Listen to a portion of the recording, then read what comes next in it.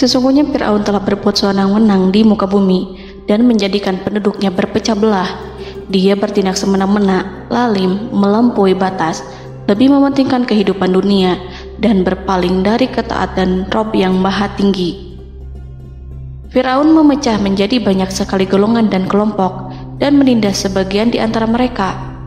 Fir'aun menindas Bani Israel yang berasal dari keturunan Nabi Yakub.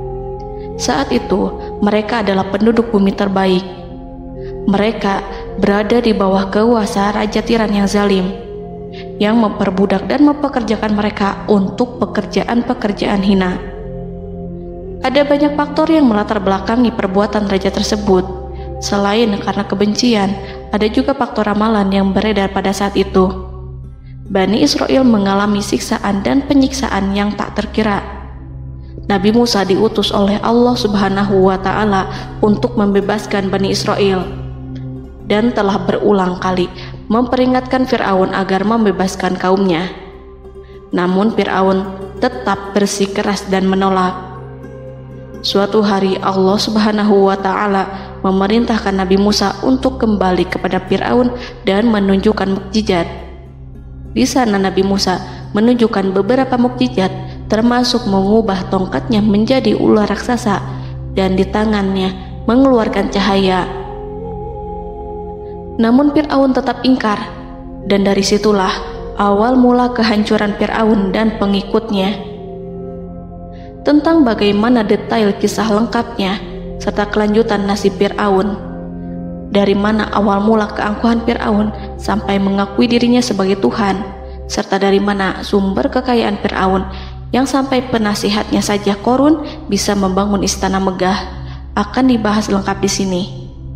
Namun sebelum saya melanjutkan kisahnya, dimohon kepada pemirsa untuk menonton video ini sampai selesai, supaya tidak ada kesalahpahaman dalam memahami isi cerita, serta mohon bantu channel ini semakin berkembang dengan cara subscribe dan berikan like serta komen positifnya. Semoga bantuan pemirsa sekalian menjadi amal jariah dan bernilai pahala di sisinya. Bismillahirrahmanirrahim. Fir'aun menguasai seluruh negeri. Seiring dengan makmurnya negeri Mesir, kekuasaan Fir'aun semakin hari semakin bertambah. Fir'aun berkuasa tanpa ada yang berani menentang, dan dia membuat keputusan sesuka hatinya. Bahkan dengan kesombongannya, dia sampai berani mengaku sebagai Tuhan. Gelar Fir'aun Raja Mesir kuno punya pengaruh besar yang diyakini sebagai seorang yang bertanggung jawab untuk melindungi dunia pada saat itu. Fir'aun bukanlah nama seseorang, melainkan sebutan dalam Al-Quran yang merujuk pada seorang Raja Mesir yang sombong, suka menindas, dan sering melampaui batas, yang hidup ketika Nabi Musa alaihi salam bayi sampai dirinya dibinasakan oleh Allah di Laut Merah. Fir'aun merupakan sebuah gelar bagi raja-raja Mesir yang muncul di era New Kingdom. Pendapat Syekh Abdurrahman As-Sadi mengatakan bahwa Fir'aun merupakan gelar yang diberikan kepada raja-raja Mesir, sebagaimana Raja Babil disebut Namrud, Raja Habasyah disebut An-Najasyi, Raja Yaman disebut Al-Qil, atau Raja Persia yang disebut Kisra, penguasa Roma yang dijuluki Kaisar. Sebutan Fir'aun dalam Al-Quran ini menjurus pada Raja Mesir yang hidup pada tahun 1527 sampai 1407 sebelum Masehi. Fir'aun dikhususkan untuk menyebut penguasa Mesir yang membangkang dan tidak beriman kepada Allah Subhanahu wa Ta'ala, sedangkan yang beriman kepadanya dikenal dengan nama Malik, yang saat itu hidup di zaman Nabi Yusuf alaihi salam. Sebagian ahli sejarah mengatakan bahwa penguasa Mesir pada masa Nabi Yusuf disebut Al-Malik atau Raja, tidak disebut Fir'aun, karena kedua penguasa ini berbeda asal daerahnya. Penguasa Mesir pada masa Nabi Yusuf berasal dari Mesir pesisir, sehingga mudah untuk menerima perubahan. Sedangkan Fir'aun pada masa Nabi Musa berasal dari pedalaman Mesir yang mempunyai watak dan karakter keras serta kolot, dan tidak mudah menerima orang-orang di luar kalangan mereka. Dari keterangan di atas dipahami kenapa penguasa Raja Mesir pada masa Nabi Yusuf percaya kepada Nabi Yusuf dan mengikuti agama Nabi Yusuf, yaitu Islam. kemudian diikuti oleh rakyatnya. Sebagian ahli sejarah menyamakan Fir'aun dengan Mas'ab ibnu Royan. Ada pula yang menyatakan bahwa Fir'aun anaknya Walid ibnu Mas'ab ibnu Royan dari salah satu kaum Ad. Para Fir'aun Mesir kuno memperoleh kekayaan dan membangun kerajaan mereka yang megah melalui berbagai sumber. Beberapa sumber utama kekayaan dan pembangunan kerajaan Fir'aun adalah sumber daya alam. Mesir kuno diberkati dengan sumber daya alam yang melimpah, termasuk emas, tembaga, dan batu mulia yang ditambang dari wilayah gurun dan lembah. Sungai Nil juga menyediakan tanah yang subur untuk pertanian yang menjadi dasar ekonomi Mesir kuno. Air yang sangat penting ini memungkinkan kota-kota tumbuh di tengah gurun. Lonjakan air dan nutrisi itu mengubah lembah Nil menjadi tanah pertanian yang produktif. Menurut Organisasi Pangan dan Pertanian PBB, petani Mesir kuno adalah salah satu kelompok pertama yang melakukan pertanian dalam skala besar, menanam tanaman makanan seperti gandum, serta tanaman industri seperti rami untuk membuat pakaian. Sungai Nil mengalir ke utara sejauh 4.160 mil dari timur tengah Afrika ke Laut Tengah, yang memberikan Mesir kuno tanah subur dan air untuk irigasi. Untuk memaksimalkan pemanfaatan air Sungai Nil, petani Mesir kuno mengembangkan sistem irigasi cekungan. Mereka membangun jaringan tanggul berbahan tanah untuk membentuk cekungan. Kemudian mereka menggali saluran untuk mengarahkan air banjir ke dalam cekungan, di mana air akan menggenang selama sebulan hingga tanah jenuh dan siap untuk ditanami. Selain itu, Sungai Nil dapat dimanfaatkan untuk mengangkut material proyek-proyek konstruksi. Untuk mendapatkan manfaat dari Sungai Nil, orang yang tinggal di tepi sungainya harus mencari cara mengatasi banjir tahunan sungai ini. Untuk memprediksi apakah mereka akan menghadapi banjir yang bisa mengakibatkan panen buruk, orang Mesir kuno membangun nilometer atau pilar batu dengan tanda menunjukkan tingkat air. Mereka mengembangkan keterampilan dan teknologi baru dari pertanian hingga pembuatan perahu dan kapal. Sungai Nil juga merupakan rute transportasi penting karena memainkan peran sentral dalam peradaban Mesir kuno. Orang Mesir menjadi ahli dalam membangun perahu dan kapal untuk mengangkut berbagai barang, termasuk ternak, sayuran, ikan, roti, dan kayu. Mesir kuno memiliki perdagangan yang berkembang dengan wilayah Afrika Timur dan Tengah serta Mediterania Timur. Perdagangan ini tidak hanya mencakup barang-barang mewah, tetapi juga bahan pangan dan bahan baku. Fir'aun juga memiliki semua tanah di Mesir dan mengumpulkan pajak dari rakyatnya. Raja Fir'aun juga memperlakukan rakyat dengan kejam tanpa belas kasihan. Ia memeras pajak yang tinggi dan menjadikan kaum Bani Israel sebagai budak kerajaan. Mereka juga menerima upeti dari negara-negara yang dikalahkan atau ingin menjaga hubungan baik dengan Mesir. Bahkan Fir'aun juga memiliki proyek konstruksi untuk membangun struktur megah seperti piramida, kuil, dan monumen yang tidak hanya menunjukkan kekuasaan dan kekayaan mereka, tetapi juga berfungsi sebagai pusat administrasi dan agama. Proyek-proyek ini seringkali menggunakan tenaga kerja dari rakyat yang bekerja selama musim banjir.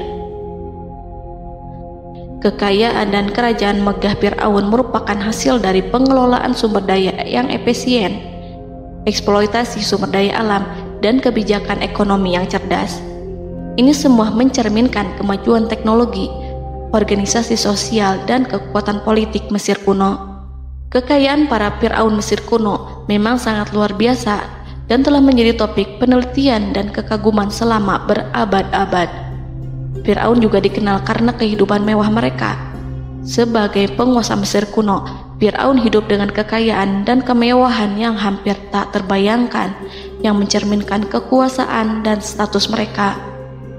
Mereka menghiasi diri mereka dengan aksesoris yang rumit dan gemerlap, serta mengenakan simbol otoritas dan kekuasaan tradisional.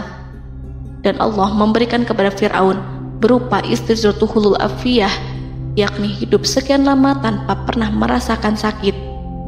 Allah Subhanahu wa Ta'ala mengaruniai Fir'aun untuk bisa hidup selama 400 tahun tanpa sakit. Tentu hal tersebut sudah menjadi kehendak Allah Subhanahu wa Ta'ala, maka tidak ada satupun manusia yang bisa menghalangi, bahkan bagi seorang Fir'aun sekalipun yang terkenal dengan kezalimannya. Namun dengan karunia-Nya yang diberikan Allah tersebut bukannya menjadikan Fir'aun sebagai manusia yang bersyukur, tetapi malah membangkitkan kesombongan dan kesesataannya. Dan puncak kesombongan Fir'aun juga dicatat Al-Quran sebagai penguasa tangan besi dan manusia yang pernah mengaku Tuhan. Aku adalah Tuhan kalian yang maha tinggi. Quran Surat An-Najiat ayat 24. Fir'aun hidup selama 446 tahun. Selama hidupnya, Fir'aun memiliki tubuh yang sehat dan bugar tanpa pernah mengalami sakit, meski hanya berupa pusing atau flu sekalipun. Fir'aun bahkan tidak pernah merasakan kelelahan. Fir'aun tidak pernah merasakan perihnya lapar, kerongkongannya tidak pernah tersentuh panasnya dahaga. Seandainya dalam semalam saja Fir'aun dilanda sakit berupa pusing atau demam, maka ia akan sibuk untuk mengurus dirinya sendiri dan tidak berpikiran untuk mengaku bahwa ia adalah Tuhan. Hal ini pun dijelaskan dalam kitab Ihya Ulumuddin Al-Qut Al-Qulub oleh Imam Al-Ghazali. Sesungguhnya yang menyebabkan Fir'aun sampai berani mengatakan, "Aku adalah Tuhan kalian yang maha tinggi," hal ini disebabkan karena ia mengalami masa sehat dalam hidupnya yang begitu lama. Kekejaman Raja Fir'aun diikuti dengan kesombongannya. Ia enggan bersyukur atas kemakmuran yang dianugerahkan Allah Subhanahu wa Ta'ala. Ia justru menjadikan negeri Mesir penuh dengan kemusyrikan. Sungguh, dia Fir'aun termasuk orang-orang yang berbuat kerusakan, dan kami hendak memberi karunia kepada orang-orang tertindas di bumi, dan hendak menjadikan mereka pemimpin dan menjadikan mereka orang-orang yang mewarisi bumi. Dan kami teguhkan kedudukan mereka di bumi, dan kami perlihatkan kepada Fir'aun dan Haman bersama bala tentaranya apa yang selalu mereka takutkan dari mereka. Surat Al-Qasas ayat 1-6. Haman yang merupakan penasihat dan sekaligus pelaksana proyek pembangunan menara untuk Fir'aun yang ikut berkontribusi dalam kesesatan Fir'aun, dan dia juga yang menjadi aktor utama atas kezaliman Fir'aun yang nantinya memberikan nasihat kepada Fir'aun dan mendorongnya untuk menolak ajaran Nabi Musa alaihi salam. Faktor yang mendorong Fir'aun melakukan tindakan keji ini adalah Bani Israel yang mempelajari suatu hal yang mereka riwayatkan dari Ibrahim, bahwa suatu saat nanti akan lahir seorang anak Bani Israel yang akan menghancurkan kekuasaan Raja Mesir. Berita gembira ini terjadi saat insiden antara Sarah, istri Nabi Ibrahim alaihissalam, dengan Raja Mesir yang saat itu berniat jahat terhadap Sarah. Namun Allah menjaganya. Berita gembira ini santer terdengar di antara Bani Israel. Kaum Kipti juga membicarakan berita ini, hingga sampailah juga ke telinga Fir'aun. Sebagian amir dan orang-orang dekat Fir'aun menyampaikan hal itu kepadanya saat tengah berbincang pada malam hari. Waktu itu Fir'aun langsung menginstruksikan untuk membunuh seluruh anak laki-laki Bani Israel untuk mengantisipasi kelahiran anak yang dimaksud. Tapi apa boleh buat, kewaspadaan sama sekali tidak bisa menghindari takdir. Suatu ketika Fir'aun bermimpi seakan-akan api datang dari arah Baitul Maqdis lalu membakar semua rumah Mesir dan seluruh kaum Kipti. Namun, api tersebut tidak membahayakan Bani Israel. Saat bangun, Fir'aun merasa takut oleh mimpi itu.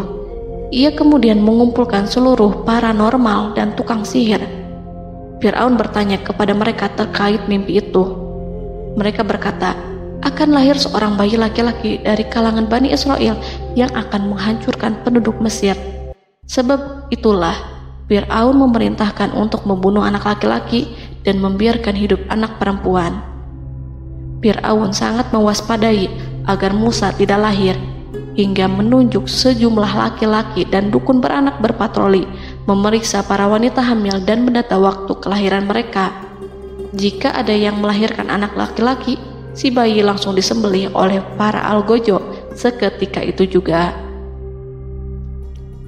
Allah berfirman, kami mengilhamkan kepada ibu Musa, susuilah dia Musa, jika engkau khawatir atas keselamatannya, hanyutkanlah dia ke sungai Nil dalam sebuah peti yang mengapung. Janganlah engkau takut dan janganlah pula bersedih. Sesungguhnya kami pastikan mengembalikan kepadamu dan menjadikan sebagai salah seorang rasul. Surat Al-Qasas ayat 7. Pada saat itu, ibu Musa yang bernama Ayarika, ada juga yang menyebut Ayah Zakat, merasakan kesedihan yang amat dalam dan sudah mengantisipasi sejak pertama kali mengandung Musa. Kehamilan yang ini memang tidak terlihat. Harun lahir pada tahun ketika hukuman mati bagi lelaki tidak berlaku, sementara Musa lahir pada tahun di mana bayi laki-laki harus dibunuh. Saat melahirkan, ibunya mendapat ilham agar Musa kecil diletakkan di dalam peti yang diikat dengan tali. Rumahnya tepat di hulu sungai Nil.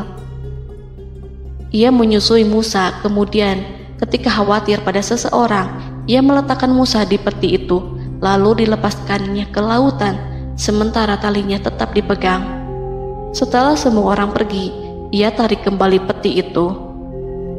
Namun suatu hari, ibu Musa melepaskan peti itu, tetapi dia lupa tidak mengikatnya dengan tali, sehingga peti berisi Musa kecil itu hanyut bersama aliran sungai Nil hingga melintas tepat di depan istana Fir'aun. Selir-selir Fir'aun itu memungut peti dalam kondisi tertutup rapat. Mereka tidak berani membukanya. Peti itu kemudian diletakkan di depan istri Fir'aun, Asiyah binti Muzahim. Ada pendapat yang mengatakan bahwa Asiyah berasal dari Bani Israel dari keturunan Musa. Saat membuka penutup peti dan menyingkap tirai penutupnya, Asiyah melihat wajah Musa kecil memancarkan sinar-sinar nubuah kemuliaan. Begitu melihatnya, Asiyah langsung jatuh hati dan sangat mencintainya. Saat Fir'aun tiba, ia berseru, "Apa ini?" Kemudian ia memerintahkan untuk menyembelihnya, tetapi sang istri meminta agar bayi tersebut diberikan kepadanya. Sang istri berkata, "Dia adalah penyejuk mata hati bagiku dan bagimu." Fir'aun menimpali, "Iya, bagimu, tapi bagiku tidak. Aku tidak memerlukan bayi itu." Petaka memang selaras dengan tutur kata. Kata-kata istri Fir'aun, mudah-mudahan dia bermanfaat kepada kita. Allah memberikan manfaat yang ia harapkan. Di dunia, Allah memberikan hidayah padanya melalui sosok Musa, dan di akhirat, Allah menempatkan dia di surganya karena Musa. Atau kita ambil dia menjadi anak. Keduanya pun mengadopsi Musa karena mereka berdua tidak punya anak. Perkataan Asiyah ini diabadikan dalam Al-Quran surat Al-Qasas ayat 9. Dan berkatalah istri Fir'aun, "Ia adalah penyejuk mata hati bagiku dan bagimu. Janganlah kamu membunuhnya. Mudah-mudahan ia bermanfaat kepada kita, atau kita ambil ia menjadi anak, sedangkan mereka tidak menyadari." Dalam ayat ini Allah Subhanahu wa Ta'ala berfirman yang artinya, sedangkan mereka tidak menyadarinya. Ibnu Katsir menjelaskan maksud dari ayat ini, mereka tidak mengetahui apa yang dikehendaki Allah, bahwa di tangan anak itulah terjadinya kehancuran masa depan Fir'aun dan bala tentaranya. Mereka tidak mengetahui hukuman besar Allah yang dikehendaki terhadap Fir'aun dan pasukannya. Mereka tidak tahu bahwa Allah menakdirkan mereka untuk memungutnya. Saat Musa tinggal di kediaman Fir'aun, pihak keluarga ingin menyusuinya. Namun Musa tidak mau menerima susu wanita manapun. Ia juga tidak mau makan, hingga mereka dibuat bingung karenanya. Mereka berusaha sebisanya untuk memberi Musa makan, namun Musa tidak mau. Seperti yang Allah sampaikan dalam surat Al-Qasas ayat 12. Dan kami cegah dia Musa menyusu kepada perempuan-perempuan yang menyusuinya sebelum itu.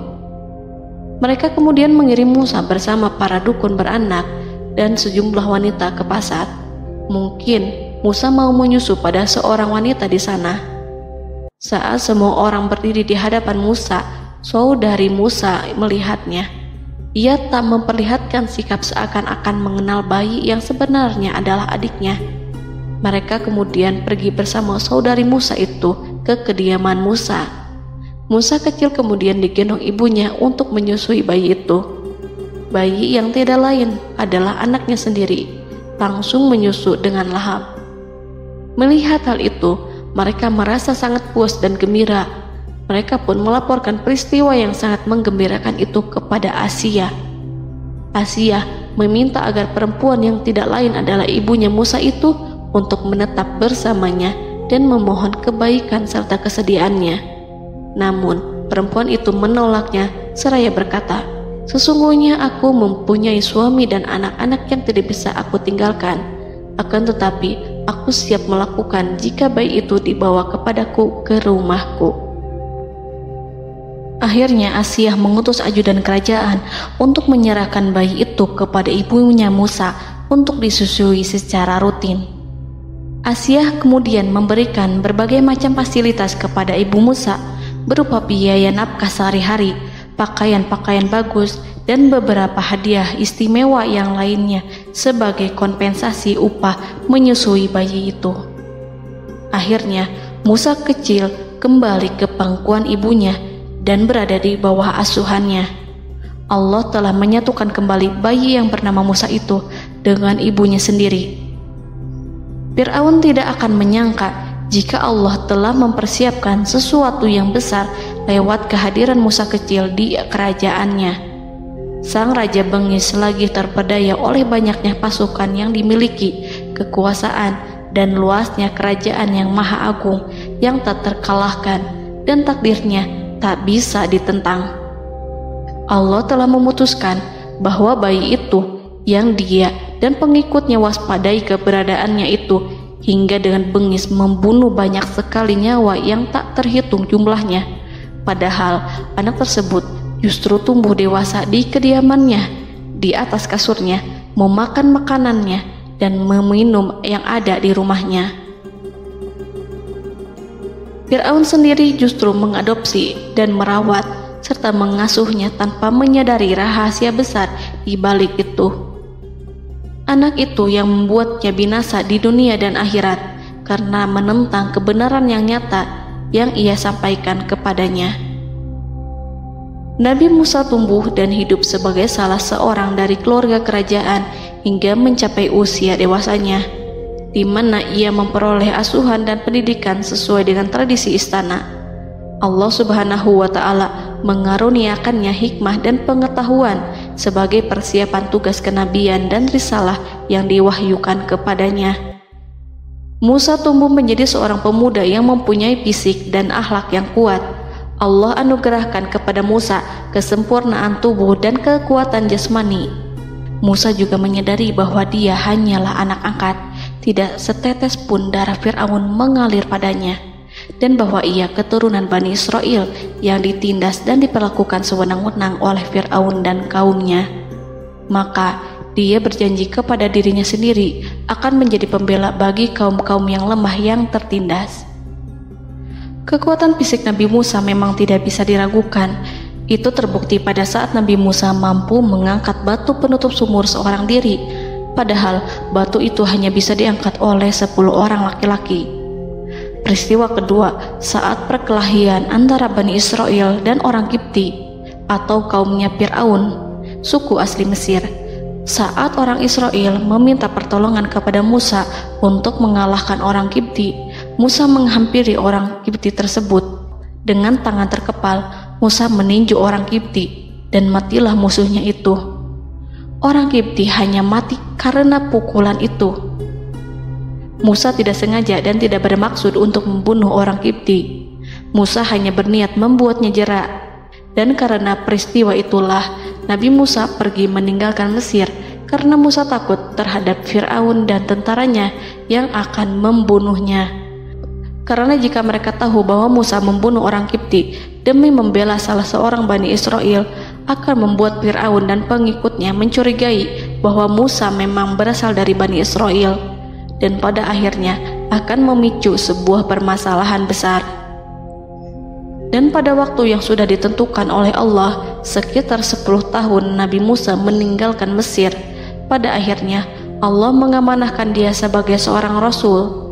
Allah anugerahkan kepadanya hikmah kenabian dan pengetahuan di usia 40 tahun. Allah perintahkan Musa kembali ke Mesir untuk menghadapi Fir'aun dan mengajak dia mengakui Tuhan semesta alam. Tugas ini penuh dengan bahaya, mungkin bisa membuat Musa kehilangan nyawa, tetapi menuruti perintah Allah itu mutlak baginya. Ditemani oleh saudaranya Harun untuk membantunya membenarkan perkataannya. Lidah Musa cedal karena bara api yang pernah diletakkan di lidahnya saat Fir'aun hendak menguji akalnya setelah menarik jingat Fir'aun hingga berdarah. Fir'aun bermaksud untuk membunuhnya. Asyah mengkhawatirkan Musa lalu berkata, dia masih kecil. Fir'aun kemudian menguji Musa dengan meletakkan buah dan bara api di hadapannya. Musa kecil hendak bermaksud meraih buah-buahan, tetapi tangannya dialihkan oleh malaikat. Lalu Musa mengambil bara api dan ia letakkan di lidahnya. Lidahnya cedal karena bara api ini. Musa meminta kepada Allah agar kekakuan yang ada di lidahnya dihilangkan sebagian, sebatas agar kata-katanya bisa dipahami, dan tidak meminta untuk dihilangkan secara total, karena para rasul hanya meminta sebatas yang diperlukan. Pergilah kamu kepada Fir'aun, karena dia benar-benar telah melampaui batas, maka berbicaralah kamu berdua kepadanya dengan kata-kata yang lemah lembut. Mudah-mudahan dia sadar atau takut. Quran Surat Toha ayat 42-43. Ini merupakan sifat santun dan kasih sayang serta rahmat Allah terhadap makhluknya, meski Allah mengetahui kekafiran dan kesewenang-wenangan dan kesombongan Fir'aun. Bersama Harun, Musa mendatangi Fir'aun setelah menemui beberapa rintangan yang lazim ketika akan menemui raja pada waktu itu. Pertemuan Musa dan Harun juga dihadiri oleh beberapa anggota pemerintahan dan penasihat. Bertanyalah Fir'aun kepada mereka berdua, siapakah kalian berdua ini? Musa menjawab, kami Musa dan Harun adalah pesuruh Allah agar kamu membebaskan Bani Israel dari perbudakan dan penindasanmu dan menyerahkan mereka kepada kami agar mereka menyembah kepada Allah dengan leluasa dan menghindari siksaanmu. Fir'aun segera mengenal Musa dan berkata kepadanya, bukankah engkau Musa yang sudah kami asuh sejak bayimu dan kami asuh dalam istana sampai usia remajamu dan mendapat pendidikan serta pengajaran yang menjadikan engkau pandai? Dan bukankah engkau yang melakukan pembunuhan terhadap diri daripada seorang dari golongan kami? Sudahkah engkau lupa terhadap itu semua dan tak ingat akan jasa kami kepadamu? Musa menjawab, bahwasannya engkau telah mengurus aku sejak kecil. Itu bukanlah jasa yang dapat kamu banggakan, karena jatuhnya aku pada tanganmu akibat dari kekejaman dan kezalimanmu tatkala engkau memerintah agar orang-orangmu menyembelih setiap bayi laki-laki yang lahir, sehingga ibuku membiarkanku mengapung di sungai Nil dan aku dipungut oleh istrimu, sehingga selamatlah aku dari pengejaranmu dan penyembelihanmu. Dan kebaikan yang engkau sebutkan itu sebanding dengan perlakuanmu terhadap sebuah suku bangsa besar, yaitu Bani Israel secara keseluruhan, karena engkau telah menindas dan menjadikan mereka budak-budak untuk melayanimu. Dan mengenai pembunuhan itu merupakan kehilafanku, lalu aku lari darimu karena aku takut kepadamu. Namun peristiwa itu merupakan rahmat dan hikmah yang terselubung bagiku, sebab dalam perantauanku setelah aku melarikan diri dari negerimu ini, Allah Subhanahu wa Ta'ala mengaruniakanku dengan hikmah ilmu dan mengutus aku sebagai rasul. Maka dalam rangka tugasku sebagai rasul, datanglah aku kepadamu atas perintah Allah untuk mengajak engkau dan kaummu untuk menyembah Allah dan meninggalkan kezaliman serta penindasanmu terhadap Bani Israel yang kau pekerjakan dan perbudak mereka untuk melakukan pekerjaan dan melayanimu. Fir'aun bertanya, siapakah Tuhan yang engkau sebut-sebut itu, hai Musa? Adakah Tuhan di atas bumi ini selain aku yang patut disembah dan dipuja? Musa menjawab, ya, yaitu Tuhanmu dan Tuhan nenek moyangmu, serta Tuhan alam semesta. Fir'aun bertanya, siapakah Tuhan alam semesta itu? Musa menjawab, ialah Tuhan langit dan bumi, dan segala yang ada di langit dan di bumi. Berkatalah Fir'aun kepada para penasehatnya dan para pembesarnya, sesungguhnya Rasul yang diutus kepada kamu ini adalah seorang yang gila. Kemudian ia balik bertanya kepada Harun dan Musa, siapakah Tuhan kamu berdua? Akulah Tuhanmu yang paling tinggi. Surat An-Najiat ayat 23-24. Dan Fir'aun berkata, wahai para pembesar kaumku, aku tidak mengetahui ada Tuhan bagimu selain aku. Quran Surat Al-Qasas ayat 38. Fir'aun menentang, padahal ia tahu bahwa ia adalah hamba yang diatur, dan Allah lah yang menciptakan dan memberi bentuk rupa. Dan mereka mengingkarinya karena kezaliman dan kesombongannya, padahal hati mereka meyakini kebenarannya. Maka perhatikanlah bagaimana kesudahan orang-orang yang berbuat kerusakan. Quran Surat An-Naml ayat 14. Fir'aun beralih memakai kekuasaan dan wibawa yang ia miliki. Fir'aun berkata, jika engkau menyembah Tuhan selain aku akan memasukkanmu ke dalam penjara. Musa berkata, apakah engkau akan melakukan itu sekalipun aku tunjukkan kepadamu suatu bukti yang nyata? Fir'aun menjawab, tunjukkanlah sesuatu yang nyata itu. Maka Musa melemparkan tongkatnya. Tiba-tiba tongkat itu menjadi ular besar, dan Musa mengeluarkan tangan dari dalam bajunya. Tiba-tiba tangan itu menjadi putih bercahaya. Saking ketakutannya hingga membuat Fir'aun terkena diare. Dalam sehari lebih dari 40 kali buang air. Namun Fir'aun sebagai raja yang mengaku Tuhan tentu tidak akan begitu saja menyerah kepada Musa, walaupun telah diperlihatkan 2 mukjizat. Bahkan Fir'aun berkata kepada kaumnya yang dikhawatirkan terpengaruh oleh mukjizat Musa, bahwa apa yang dilakukan Musa merupakan sihir, dan Musa Harun adalah ahli sihir yang datang dengan maksud menguasai Mesir. Salah satu penasehatnya, yaitu Haman, mengusulkan agar mengumpulkan semua ahli sihir dari berbagai penjuru kerajaan untuk bertanding mematahkan sihir Musa, yang tanpa pikir panjang Fir'aun setujui. Fir'aun pun berkata kepada Musa, apa yang kau bawa ini adalah sihir. Kami akan melawanmu dengan sihir yang sama. Fir'aun pun kemudian meminta Musa untuk bertemu pada waktu dan tempat yang disepakati, dan langsung disetujui Nabi Musa tanpa ragu sedikit pun. Inilah salah satu tujuan terbesar Musa untuk memperlihatkan ayat-ayat hujah dan bukti-bukti nyata Allah di hadapan halayak ramai. Dengan berbekal pertolongan Allah, Musa yakin akan menang melawan para ahli sihir itu. Maka pada waktu yang sudah ditetapkan, yakni pada permulaan hari, saat cahaya matahari mulai terik menyengat, sehingga kebenaran akan terlihat terlebih jelas dan nyata, orang-orang berbondong-bondong menuju tempat yang sudah ditentukan untuk melihat pertandingan sihir yang sudah dihadiri ribuan tukang sihir. Menurut Muhammad bin Ka'ab, mereka berjumlah 80.000 ahli sihir. Mereka sudah dijanjikan hadiah dan uang yang besar jika berhasil mengalahkan Musa. Para penyihir istana berkata, wahai Musa, apakah engkau yang mau lebih dahulu ataukah kami? Musa menjawab, silahkan kalian lebih dahulu.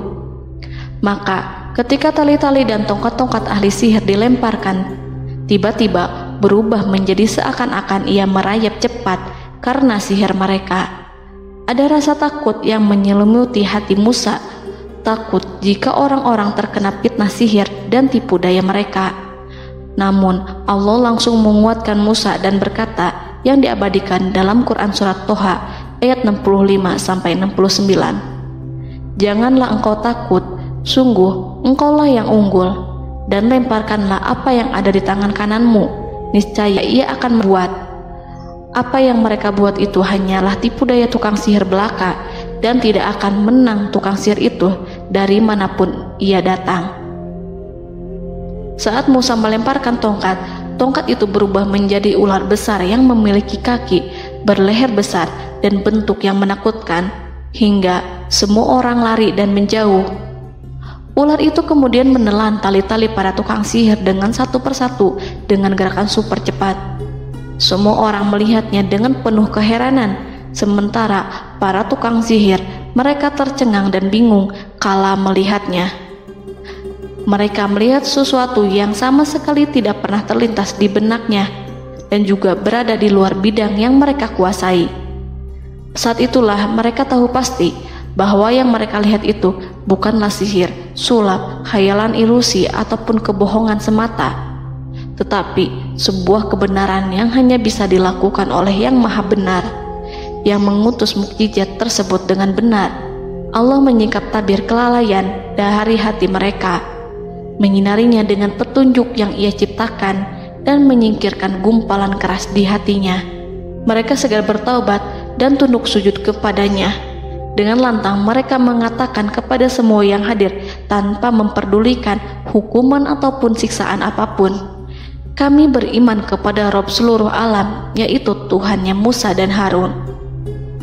Fir'aun yang congkak dan sombong tentu sangat marah dengan apa yang disaksikannya itu. Ketika melihat ahli-ahli sihirnya begitu cepat menyerah dan mengakui kekalahan kepada Musa, bahkan menyatakan beriman kepada Tuhan Musa dan Harun.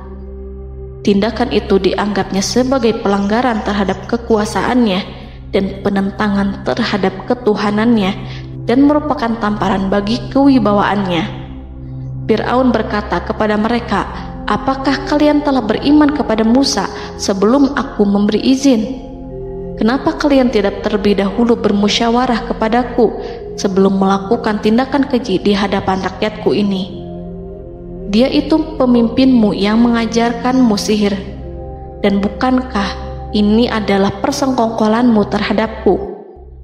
Musa dapat mengalahkan kamu sebab ia mungkin merupakan guru dan pembesar yang mengajari sihir kepadamu, dan kamu telah mengaturnya, dan sandiwaramu ini tak akan kubiarkan.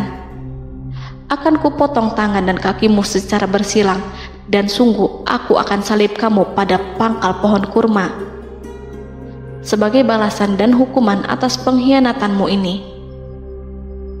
Walaupun melihat langsung kebenarannya, Fir'aun tetap tidak percaya.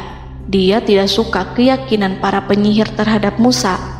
Para penyihir itu yang telah mengakui keimanan mereka kepada Allah tak merasa gentar ataupun takut, karena ketika para tukang sihir itu sujud, mereka melihat rumah dan istana-istana di surga yang telah dipersiapkan untuk mereka. Semuanya dirias untuk menyambut kedatangan mereka. Karena itu, mereka tidak peduli dengan ancaman Fir'aun.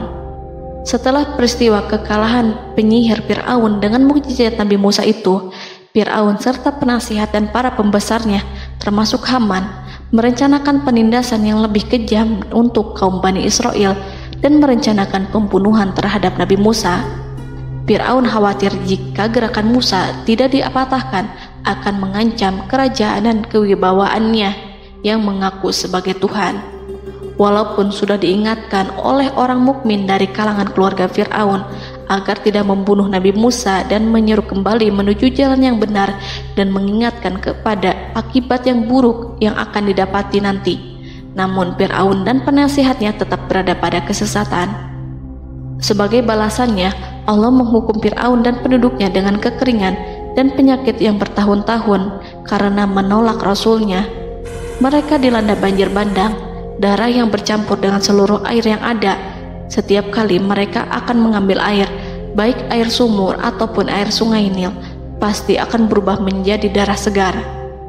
Serbuan belalang pun tidak bisa mereka hindari.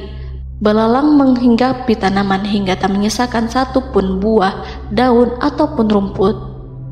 Serangan hama dan wabah katak juga mengerumuni mereka hingga berjatuhan di makanan, wadah-wadah, sampai-sampai ketika ada yang membuka mulut untuk makan ataupun minum, pasti ada katak yang jatuh di situ.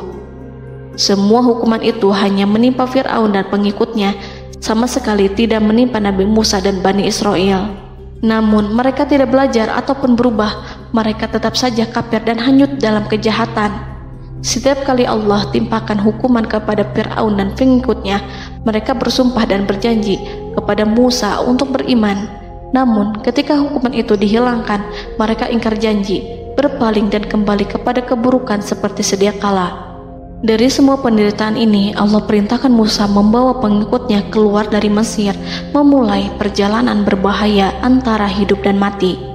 Setelah mengetahui keberangkatan Nabi Musa dan Bani Israel, Fir'aun bersama tentaranya bergerak untuk membantai mereka. Dengan pasukan besar yang berjumlah lebih dari 1.600.000 personil, ditambah 100.000 ekor kuda berwarna hitam legam, Fir'aun berhasil mengejar rombongan Nabi Musa yang saat itu berjumlah 600.000 prajurit di pantai Laut Merah saat matahari terbit. Pasukan Fir'aun mengepung mereka dari semua arah.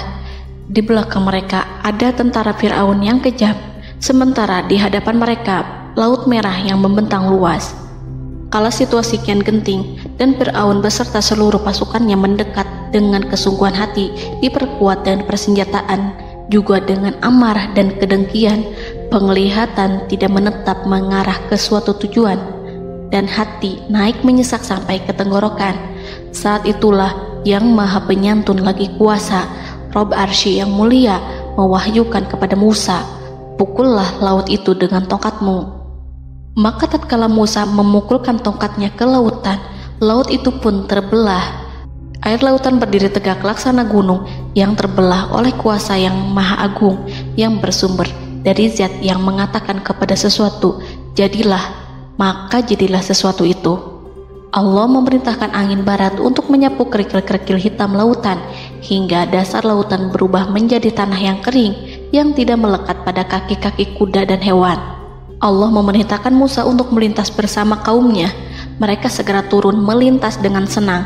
Mereka menyaksikan sebuah hal yang membuat mata tercengang dan memberikan petunjuk pada hati orang-orang yang mukmin. Setelah Musa bersama kaumnya melintas secara keseluruhan dan keluar dari lautan, saat itulah pasukan garis depan Fir'aun baru masuk. Saat itu Musa bermaksud memukulkan tongkat ke lautan agar kondisi laut kembali seperti sedia kala, agar Fir'aun dan pasukannya tidak bisa mengejar. Tapi Allah yang Maha Kuasa dan pemilik keluhuran memerintahkan agar lautan tetap dibiarkan seperti itu, seperti yang ia firmankan. Saat Musa membiarkan lautan dalam kondisi terbelah dan Fir'aun tiba di tepi pantai, ia melihat sesuatu yang dahsyat. Kondisi ini membuatnya tercengang, dan ia tahu betul bahwa apa yang dilihatnya adalah pekerjaan Rob Arsy yang mulia, seperti halnya mukjizat lain yang pernah ia lihat sebelumnya. Fir'aun berhenti dan tidak maju. Ia menyesal karena mengejar Bani Israel dalam situasi seperti ini, di saat penyesalan tiada lagi membawa guna. Namun Fir'aun memperlihatkan sikap tangguh dan kuat di hadapan para pasukannya dan memperlakukan mereka layaknya musuh. Jiwa kafir dan watak Fir'aun mendorong dirinya mengatakan kepada kaum yang ia perdaya hingga patuh dan mengikuti kebatilannya, "Lihatlah bagaimana lautan ini terbelah agar aku bisa mengejar budak-budakku yang melarikan diri dari kekuasaanku, menyimpang dari ketaatanku, dan meninggalkan negeriku." Fir'aun bersembunyi di barisan belakang dengan harapan ia bisa selamat, tapi mustahil ia bisa selamat. Fir'aun terlihat maju mundur. Dan pada kesempatan itu, Jibril menampakkan diri dalam wujud seorang penunggang kuda perawan, lalu melintas di hadapan kuda jantan yang ditunggangi oleh Fir'aun. Kuda yang ditunggangi Fir'aun meringik menghampiri kuda yang ditunggangi Jibril. Fir'aun kemudian masuk ke dalam lautan hingga mendahului kuda dengan tangkas dan cepat. Fir'aun tidak menghindari mara bahaya dari dirinya ataupun mendatangkan manfaat. Mereka segera menyusul hingga semuanya berada di lautan. Setelah bagian depan hendak mencapai tepi, Allah memerintahkan Musa melalui wahyu untuk memukul lautan dengan tongkat. Musa memukul lautan dengan tongkat. Lautan kembali menyatu seperti sedia kala dan menenggelamkan mereka semua. Tak seorang pun yang selamat.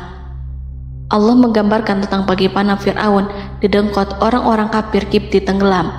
Gelombang besar sesekali turun dan sesekali naik membawa Fir'aun. Bani Israel melihatnya dan juga pasukannya, seperti apa siksa dan petaka besar yang Allah timpakan kepadanya dan juga pasukannya, agar Bani Israel senang dan lega. Saat Fir'aun menyaksikan kematian dan mulai sakarat, ia kembali kepada jalan kebenaran dan bertaubat, serta beriman pada saat keimanan tiada lagi membawa guna. Seperti yang Allah sampaikan dalam ayat yang lain, sesungguhnya orang-orang yang dipastikan mendapat ketetapan Rabb-Mu tidaklah akan beriman meskipun mereka mendapat tanda-tanda kebesaran Allah hingga mereka menyaksikan azab yang pedih. Quran Surat Yunus ayat 96-97. Seperti itulah Musa mendoakan keburukan pada Fir'aun dan golongannya agar harta benda mereka dibinasakan, hati mereka diikat sehingga mereka tidak akan beriman hingga melihat siksaan yang pedih, yaitu ketika keimanan tidak ada lagi membawa guna bagi mereka, sekaligus sebagai penyesalan bagi mereka. Allah berfirman kepada Musa dan Harun saat keduanya mengucapkan doa tersebut, sungguh telah diperkenankan permohonan kamu berdua. Quran Surat Yunus ayat 89. Siksaan yang ditimpakan kepada Fir'aun dan pasukannya ini merupakan jawaban atas doa Musa dan saudaranya Harun. Dalam hadis riwayat Imam Ahmad, Rasulullah Shallallahu Alaihi Wasallam bersabda, saat Fir'aun berkata, aku percaya bahwa tidak ada Tuhan melainkan Rabb yang dipercaya Bani Israel, Jibril berkata kepadaku, wahai Muhammad, andai kau melihatku saat mengambil pasir lautan, lalu aku sumpalkan ke mulutnya karena khawatir jika rahmat menghampirinya. Ibnu Abbas dan lainnya mengatakan, sebagian Bani Israel meragukan kematian Fir'aun, bahkan ada yang menyatakan bahwa Fir'aun tidak mati. Allah kemudian memerintahkan lautan untuk mengapungkan jasad Fir'aun. Maka pada hari ini kami selamatkan jasadmu, yaitu dengan mengenakan baju perang yang dengannya kau dikenali, agar engkau dapat menjadi pelajaran bagi orang-orang yang datang setelahmu, yaitu agar kau menjadi bukti bagi Bani Israel atas kekuasaan Allah yang membinasakan Fir'aun. Karena itu, sebagian salaf membaca, kemungkinan yang dimaksud adalah kami menyelamatkan jasadmu beserta baju perangmu agar kau menjadi pelajaran bagi orang-orang setelahmu dari kalangan Bani Israel, dan mereka tahu bahwa kau telah binasa. Wallahu a'lam.